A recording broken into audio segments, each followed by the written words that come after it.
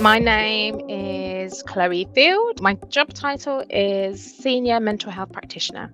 Day to day, I do quite a lot of different things, but I work in a team going into primary schools and secondary schools, supporting young people with some mental health issues. So day to day, I might see some young people in schools or do some work with a group of parents or a group of teachers, or I might even work with head teachers. Other things that I do is supervise our educational mental health practitioners, and they are people who are always in schools seeing young people. So my role is to support them in supporting young people.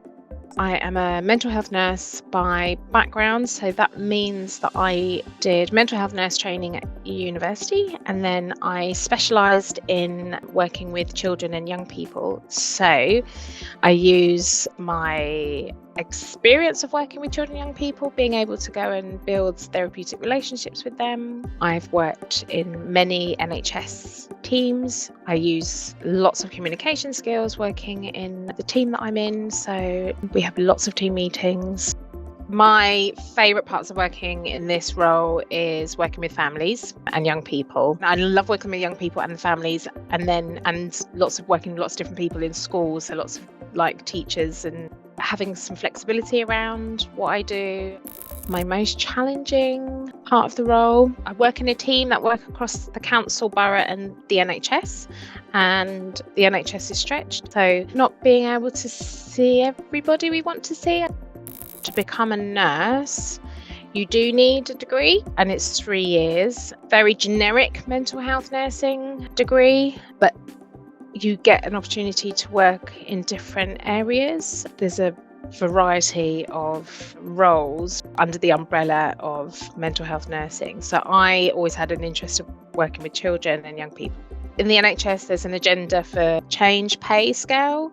When you qualify as a nurse, you start at band 5 and you can move up the pay scale and progress. So I'm on the band 7 pay scale.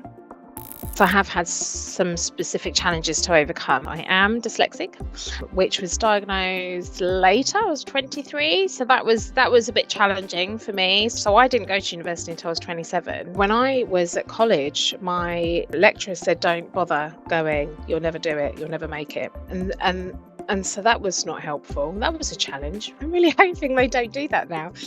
But in the same way that I hope that part-time working mothers also have the same opportunities as full-time. That's why that was a challenge, because it felt discriminatory. Yeah, I went to uni late. In fact, I'm going next year to do a PG cert in supervision. I'm feeling a bit anxious about, but really excited. Yeah, it's part of the progression, part of the role. I feel it's a privilege actually to have that. I was talking to myself at 15 years or 18, I would say it's don't feel pressure now. Don't have that pressure now. It's all right. You can. It's a lot to think about what we want to do, and I think it's absolutely fine if that changes. When I was younger, I wanted to be a fashion designer, and then I wanted to be a physiotherapist, and then I didn't know for a long time what I wanted to do, and I thought it might be around teaching, and I did some work experience in a school. I say work experience, an actual job. I worked in school and I loved it a lot, but I knew that it still wasn't quite right. But I worked with children, so that gave me that as an idea, I think a starting point. Yeah, the mental health nursing umbrella is so huge.